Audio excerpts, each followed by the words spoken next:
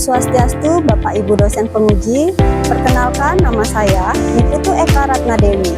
Saya adalah guru pendidikan agama Hindu di SMP Negeri 14 Denpasar, sekaligus mahasiswa PPG dalam jabatan Bat 1 tahun 2025 di Stah Negeri Empu Peturan Singaraja. Hari ini saya akan melakukan praktik pembelajaran di kelas 8F dengan materi Catur Purusa Arta.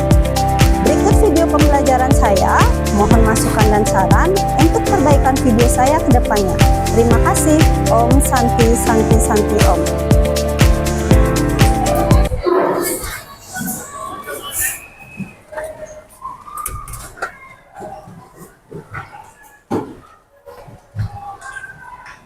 Ada asana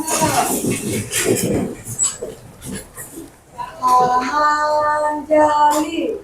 Om Swastiastu. Sebelum kita memulai pembelajaran hari ini, alangkah baiknya kita berdoa.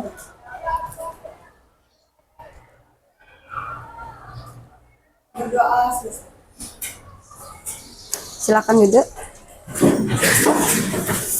Selamat pagi anak-anak semua. Pagi. Bagaimana keadaannya hari ini? Baik. Ya, oke. Sebelum kita mulai pembelajaran, coba kalian lihat di sekeliling kalian, di kolong bangku terutama, ada sampah atau tidak? Oke. Jadi kita harus tetap menjaga kebersihan, ya, karena kebersihan hidup kita menjadi lebih sehat, itu ya. Oke, Ibu akan absen dulu.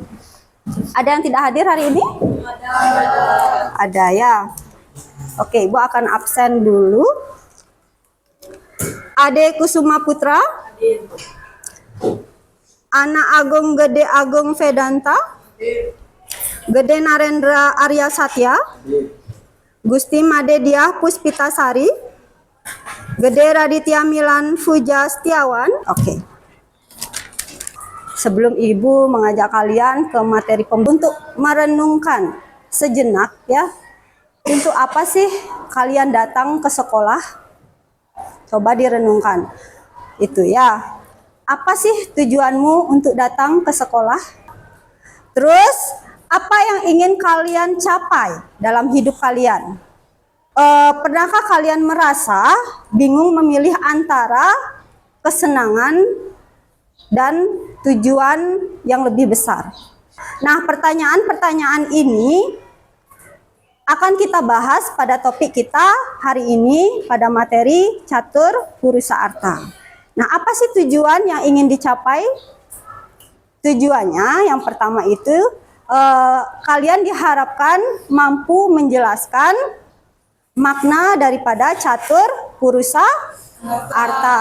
Itu ya, kalian mampu menerapkannya dalam kehidupan sehari-hari. Terus kalian mampu bekerja sama, pikir kreatif, dan berani berpendapat. Nah, Ibu akan tampilkan di sini infografis terkait dengan ajaran Catur Purusa Arta ya.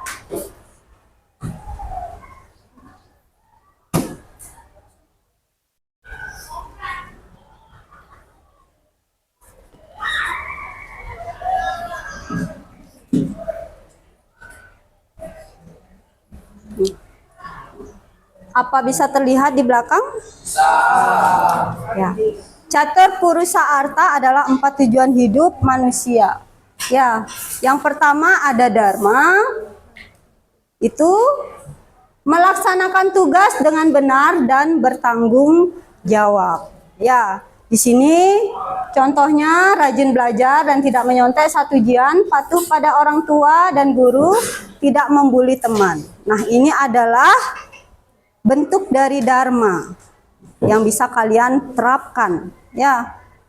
Ya, jadi tugas dan kewajiban kalian itu adalah belajar dengan baik, menjalankan kewajiban dan tanggung jawab kalian sebagai seorang siswa ya. Terus ada yang kedua, arta. Arta itu adalah Usaha mencari penghidupan yang layak dengan cara yang benar. Ya. Yang pertama menabung, contohnya ya, menabung dari uang jajan, terus mengikuti lomba atau beasiswa untuk meraih prestasi.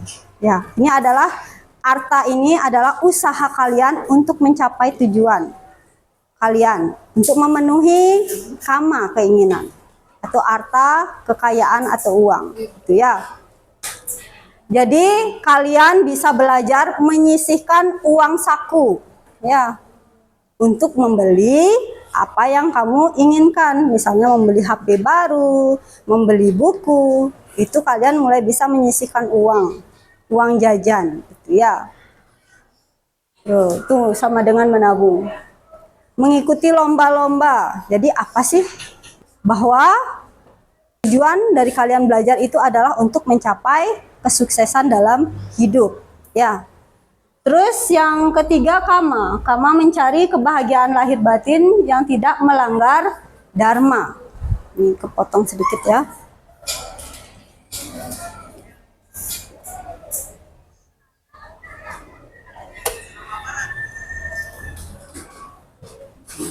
Kama mencapai kebahagiaan lahir batin yang tidak melanggar dharma. Bermain game setelah belajar, menyalurkan hobi seperti menggambar atau bermain musik, menghabiskan waktu bersama teman-teman dekat, gitu ya, termasuk mencari kesenangan atau kama. Ya, jadi carilah kama dengan cara yang benar atau dilandasi dengan dharma agar tercapai kedamaian batin atau moksa. Ya, jadi moksa di sini itu menerapkan kedamaian dan kebahagiaan sejati, terbebas dari keterikatan duniawi. Contohnya rajin sembahyang, melakukan yoga, belajar mengendalikan emosi dan tidak mudah marah, menolong teman tanpa mengharapkan imbalan.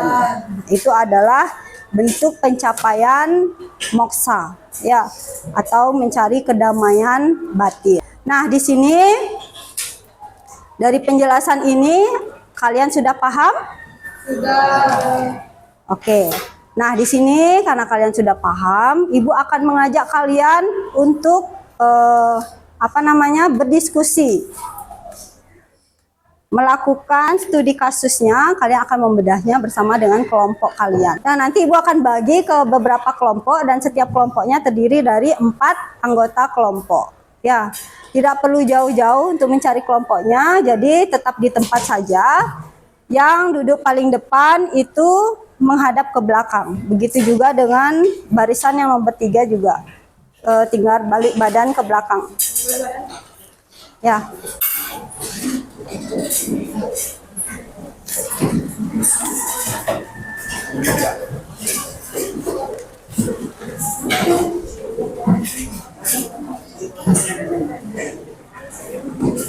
Ibu akan bagikan LKPD kepada kalian. Di sini ada tugas yang harus kalian kerjakan ya. Nah, di sini ada petunjuk pengerjaan. Bacalah studi kasus berikut secara seksama. Diskusikan bersama kelompokmu bagaimana nilai-nilai catur purusa arta dapat diterapkan dalam kasus tersebut. Isilah tabel berikut secara lengkap dan reflektif. Presentasikan hasil diskusimu menggunakan Canva. Nanti kalian membuat dalam bentuk Canva ya. Apa sudah paham? Sudah. Oke, kalau sudah paham, Ibu akan bagikan LKPD-nya.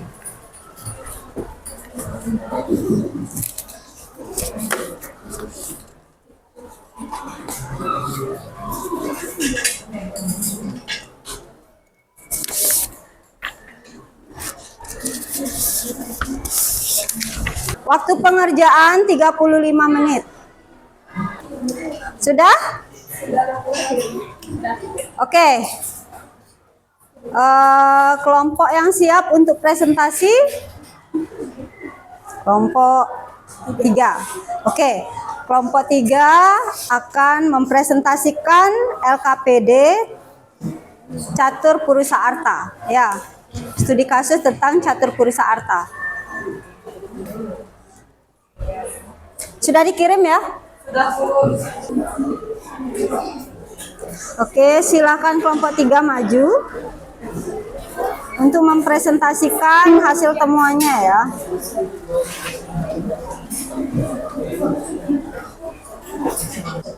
Silakan. Om Swastiastu. Perkenalkan, kami dari kelompok 3, nama saya Kadek Cahyanti, nomor absen 25. Perkenalkan, nama saya Kadek Jessica Sori, nomor absen 32. Perkenalkan, nama saya Kadek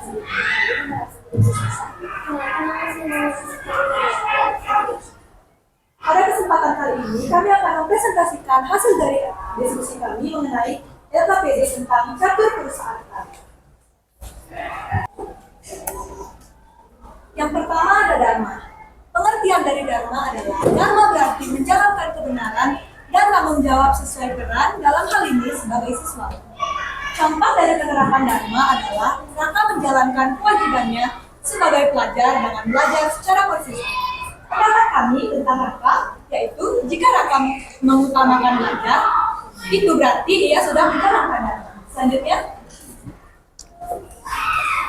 Selanjutnya ada arta. Pengertian dari arta adalah arta berkaitan dengan pencapaian kesejahteraan dan kemakmuran secara benar. Keinginan Raka untuk sukses merupakan bentuk pencapaian arta melalui jalur yang sesuai seperti belajar. Contoh penerapannya adalah Raka ingin menjadi sukses di masa depan. Pendapat kami tentang Raka adalah keinginan Raka untuk sukses adalah hal positif asalkan ia tetap menjalaninya dengan cara yang benar, seperti belajar dengan giat dan tidak hanya mengandalkan kesenangan semata. Selanjutnya ada kama. Pengertian kama. Kama berkaitan dengan kenikmatan dan kesenangan hidup yang tidak melanggar dharma. Raka boleh menikmati hiburan selama tidak mengganggu tanggung jawab utama sebagai pelajar. Contoh penerapan kama. Raka senang bermain game dan menonton film. Pendapat kami, menurut kami kesenangan tetap boleh dilakukan tetapi harus seimbang. Jangan sampai hobi justru membuat Raka lalai dalam belajar.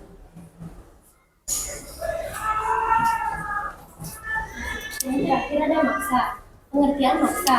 Maksa adalah tujuan akhir berupa kebahagiaan sejati atau pembebasan dengan mendahulukan kewajiban dan belajar. Raka sedang menapaki jalan menuju maksa. Contoh penerapan maksa, Raka menyadari bahwa untuk mencapai tujuan hidup sejati, ia harus mengutamakan tanggung jawab dan belajar. Pendapat kami percaya bahwa jika Raka bisa mengendalikan diri dan menjalankan tanggung jawabnya, maka ia akan mencapai kebahagiaan dan ketenangan.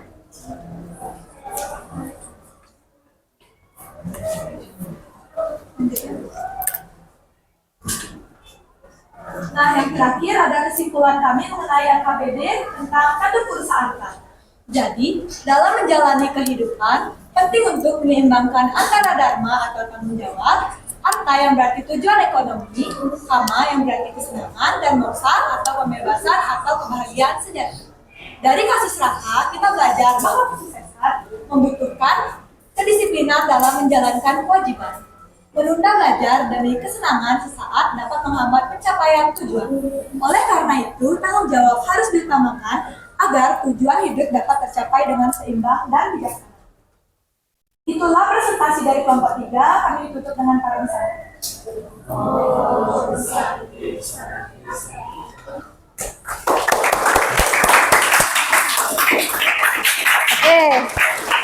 Bagus sekali ya, kelompok 3 sudah bisa mempresentasikan hasil temuannya dengan sangat baik. Ya, tadi sudah sangat bagus sekali dipaparkan juga oleh kelompok 3.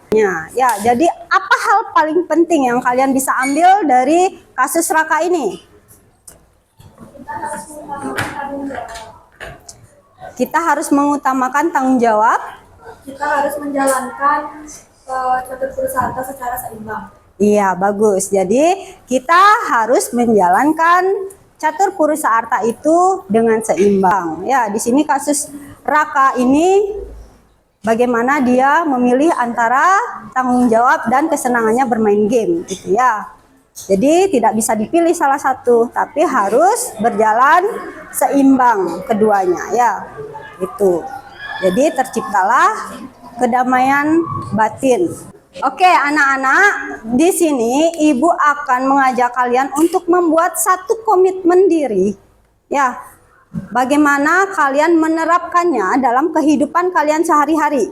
Oke, Ibu akan kirim link melalui grup. Nanti silakan kalian tulis satu komitmen kalian di sana, ya.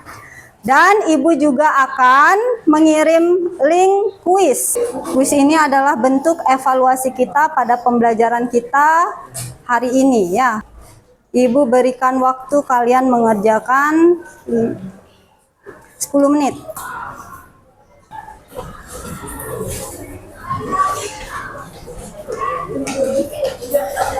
Iya. Oke, satu komitmen. Jadi satu komitmen yang saya buat yaitu menyeimbangkan antara bermain, belajar, dan sembahyang. Jadi bukan hanya sekedar belajar atau mengejar nilai, tapi kita juga perlu berkehidupan sosial dan sembahyang yang membantu untuk menjaga kesehatan batin. Terima kasih. Oke, tepuk tangan dulu. Bagus ya. Jadi tadi siapa namanya? Intan. Tadi Intan sudah sudah bacakan komitmennya ya di depan kelas ya. Bagaimana dia menyeimbangkan semuanya agar terciptanya kesejahteraan pada batinnya. Itu ya. Kita lanjut ya. Kita akan bahas apa yang kita sudah buat tadi. Evaluasinya. Sekarang evaluasi pembelajaran. Kita akan bahas sedikit ya. Oke.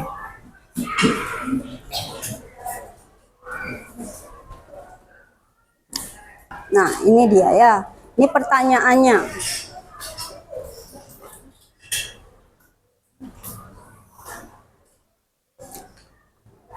Rini adalah siswi yang sangat rajin. Ia selalu mengerjakan tugas tepat waktu dan membantu temannya yang kesulitan. Namun ia juga tidak melupakan waktunya untuk istirahat dan bermain bersama keluarga. Perilaku Rini mencerminkan penerapan nilai catur purusa arta yang seimbang, yaitu yang mana? Jawaban yang tepat? Menyeimbangkan dharma, kama, dan arta. Jadi kalian sudah bisa menjawab. Kita lanjut. Siapa yang mau menjawab soal nomor 5? Ya, silakan. Catur purusa arta mengajarkan keseimbangan hidup. Bagaimana kamu menerapkannya sebagai seorang pelajar? A. Belajar dengan rajin, membantu orang tua, dan bermain di waktu yang wajar. Iya, nomor 5. Catur purusa arta mengajarkan keseimbangan hidup. Bagaimana kamu menerapkannya sebagai seorang pelajar? Itu adalah belajar dengan rajin, membantu orang tua, dan bermain di waktu yang wajar. Oke, kalian sudah bisa menjawab dengan baik. Artinya kalian sudah paham dengan materi yang Ibu berikan. Ya.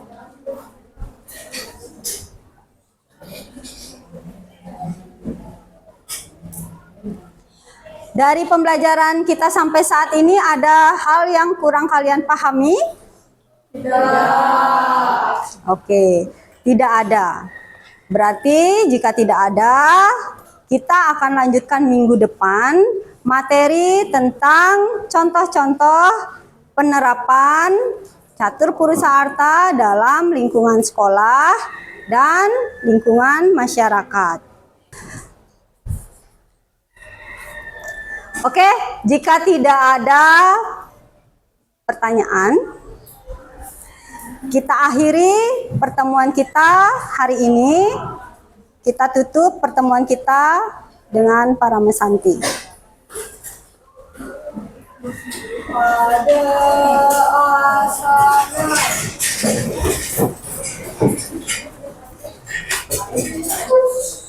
Sebelum kita mengakhiri pembelajaran hari ini, alangkah baiknya kita berdoa. Berdoa.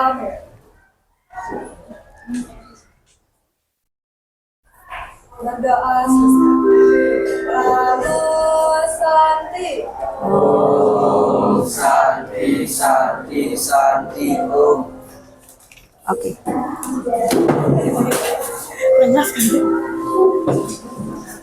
Dah.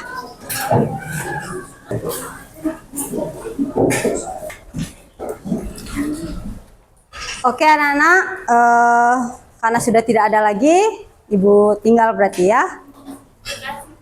Sama-sama.